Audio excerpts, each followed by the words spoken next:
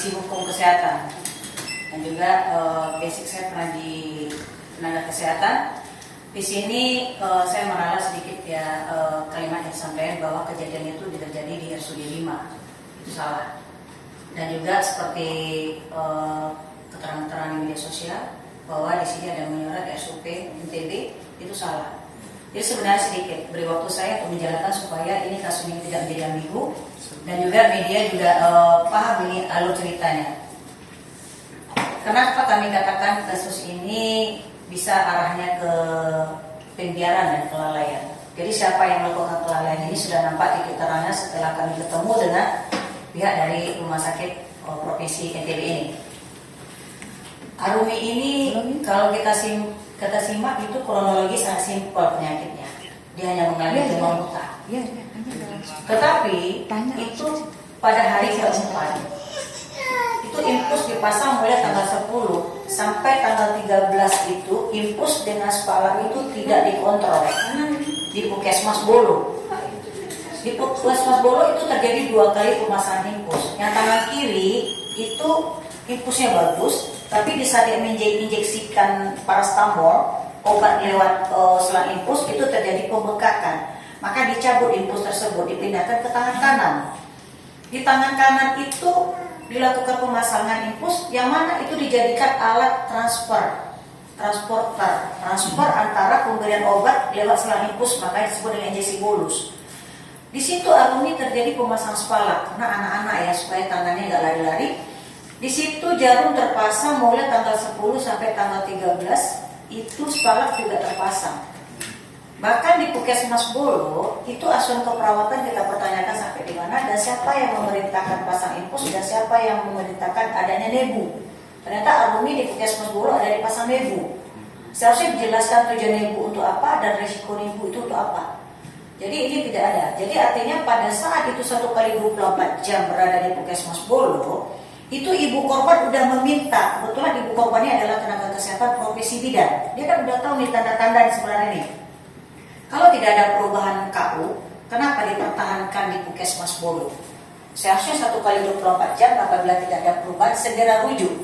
Tetapi pihak ibu dari Arumi, Ibu Arumi meminta rujuk, bahkan ditolak. Itu dokter hanya datang PCT, bahkan di IGD 20 jam, sekitar 20 jam di IGD Puskesmas Bolo. Dan akhirnya 13 malam rujukan disetujui dan dirujuk ke RSUD Sodosia.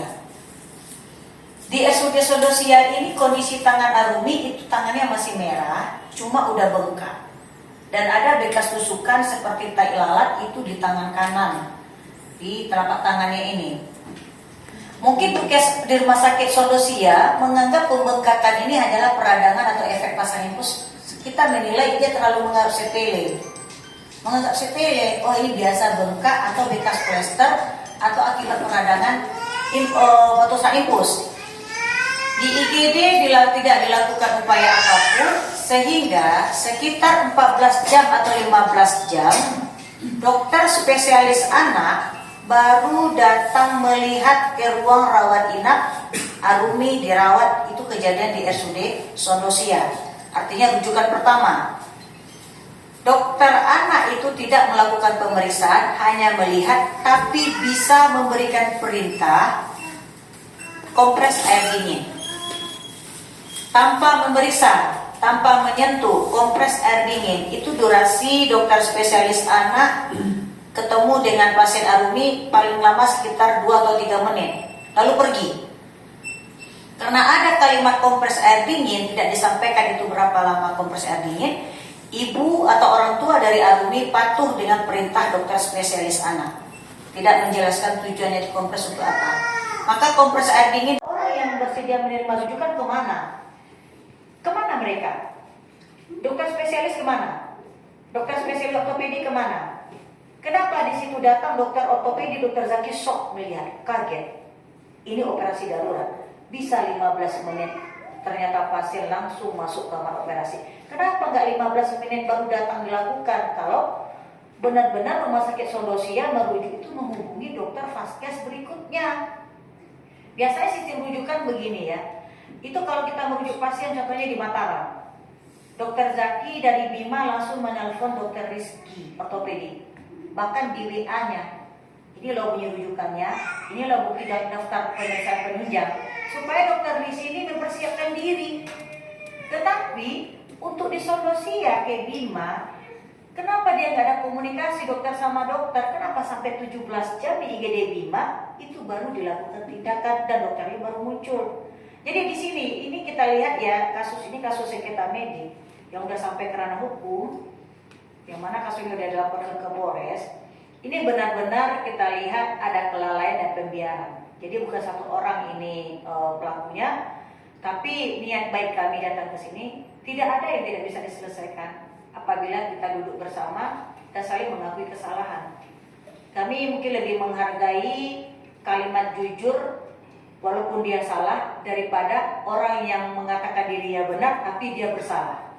Jadi kita sudah melakukan pertemuan juga dengan Dinas Kesehatan kemarin, dan kami berharap hari Senin kami berisi ruang sekali lagi. Hari Senin itu dari Bolo, Puskesmas Bolo, Rumah Sakit Solusia dengan Bima, dan tidak melibatkan lagi rumah sakit provinsi ini karena takut mengganggu jam pelayanan juga dokternya. Kita sudah memberikan keterangan. Kami minta waktu tadi jembatani yang mana rumah singgah untuk masalah kesehatan pasti Dinas Kesehatan. Karena ini menyangkut ada 3 TKP, kami minta provinsi tidak ada alasan bahwa dia mengatakan tidak tahu. Itu kita datang pertama kali ke Dinas Kesehatan mengatakan tidak ada laporan, tapi dia tahu dari media sosial. Ternyata SOP di sini harus buat laporan dulu, baru Dinas Kesehatan itu menanggapi atau menindaklanjuti. Kalau kondisi seperti ini, nggak mungkin dia ngetik cari ke warnet, ngetik surat dan ngantar surat ke Dinas Kesehatan Provinsi. Jadi sistem pengawasan tidak berjalan. Dan juga kita bertanya kemarin mana BPRS? BPRS itu dibentuk dari Dinas Kesehatan. Badan Pengawas Rumah Sakit itu cuma satu berada di provinsi. Badan Pengawas Rumah Sakit itu menerima masalah berhubungan dengan eksternal, berhubungan dengan pasien atau dari masyarakat.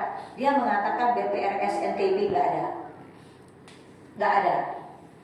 Padahal anggaran dia itu bersandar anggaran honor gajinya itu menggunakan APBD Provinsi NTB, tidak ada.